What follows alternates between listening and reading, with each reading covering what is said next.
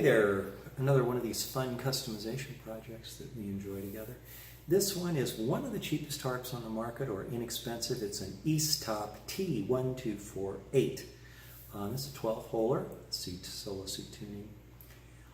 It does have that trapezoidal mouthpiece, and it's a 4-part mouthpiece. We'll take a look together in just a second because it has the mouthpiece, then there's a shouldered blank, the slide, and then a flat blank, and then the comb.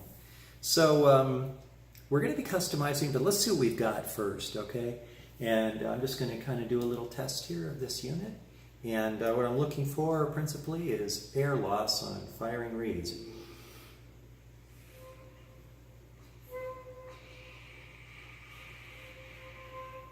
That's all air loss.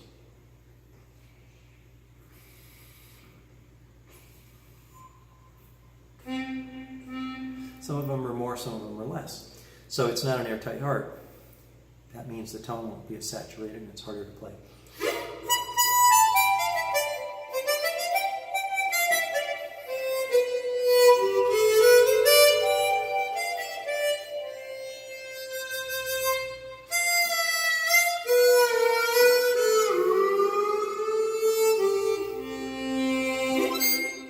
Okay.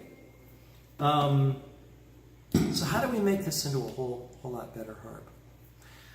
Okay, let's go over what can be done. Principally, we're going to be working with air tightness on this one. And so the rule there is that air can leak everywhere it can leak.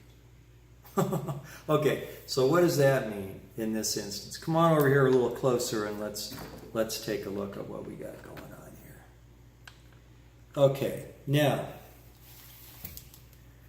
let's go ahead and take this thing apart. And by the way, this is a picture of air loss, a reed that if you have increasing air pressure going this way, a reed set that's not airtight, a lot of the pressure early on is just going to be wasted. And on this harp, it went up almost to half on some of them, so not a very airtight harp.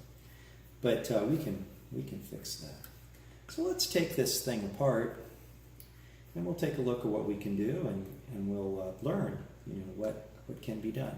Okay, so the way that this works on air tightness, and I'm going to go ahead and just take the mouthpiece off first, just the mouthpiece, like that. Pretty good sized bumpers, boy, I like to see those.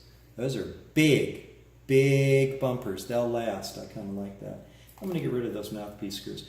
Okay, now, if you take a look at the underside of this, it is not particularly smooth. So that's one surface, So it's the interface of parts where the air leaks. So we know that the bottom of this is not totally totally smooth. But the good news is it's flat. It's not curved. So we can sand this, and I'll show you how we're going to do that later.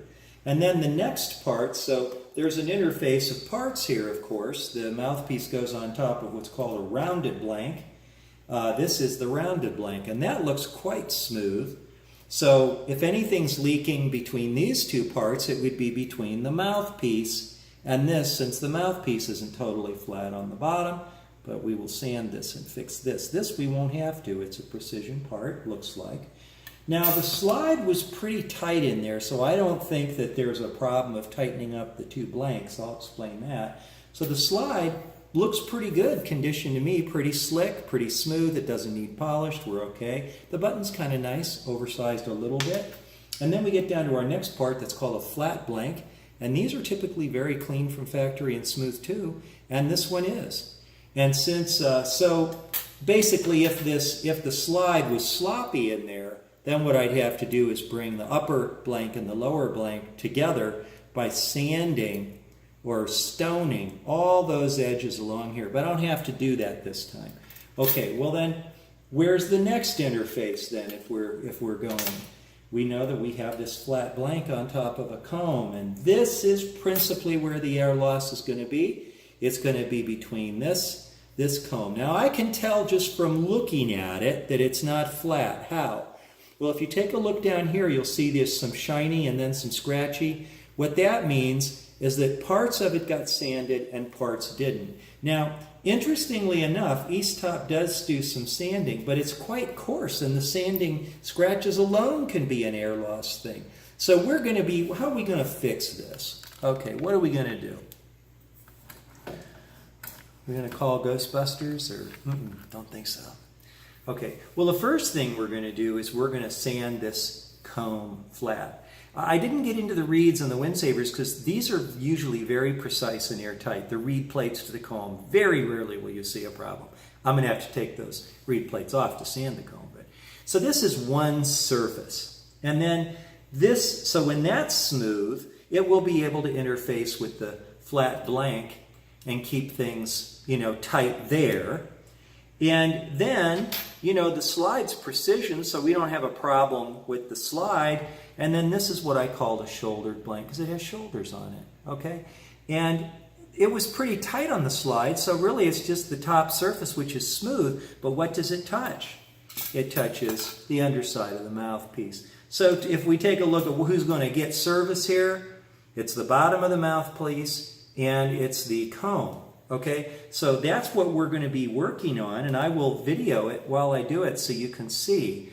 But so basically, as you look at parts on top of parts, you got to ask, you know, where is that air escaping? And so in this case, it was this comb face needed to be smoother. The blanks and the slides, they were okay, but the underside of the mouthpiece wasn't too good. Now you might be thinking, how is he going to sand this and sand this? Well, I'll describe it to you, and then I'll, in another video, do it, just because I know that, well, or maybe I should keep it a secret. No, I think you want to know now. Okay. Well, the way that you sand this is you strip it. So you just get down to the plastic ABS comb. That's easy enough. You take out all the screws, take out the spring. You know, pretty easy, huh? Take the covers off. And then you just have an ABS comb. You take glass, a totally flat surface, or granite. You take sandpaper and tape it on or hold it on, either one. In this case, I'm going to go pretty fine. I might start at 400 or 500 and go up to 900 or 800. And you sand like this, flip it, sand it. Why am I flipping it? So it gets equal sanding on the front and the back. Even if it were off, it would still work well, but I always want to try and keep it as good as I can. So that's how you do that. Okay, well, this is more difficult.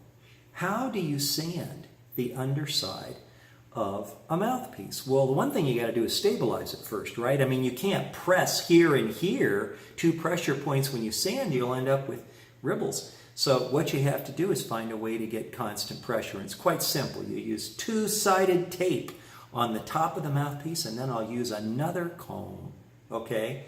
Or actually, I could even use this harp's comb. And I'll tape that comb right to it, the bottom of the comb, to the top of the mouthpiece. That will give me like a handle to hold, and it will apply even pressure as I go ahead and smooth the bottom. I'm going to guess this is 30% of the problem, and the comb is about 70% of the problem. That's what we have ahead of us in the way of customization.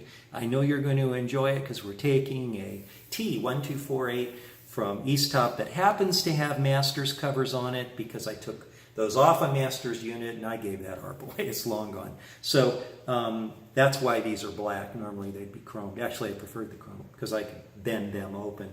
Quite tough to bend the black ones that are painted open without cracking the paint. So I'm going to leave these stock. But I think it looks cool. I like the black color. Anyway, so this is video 1. Here we go. See ya.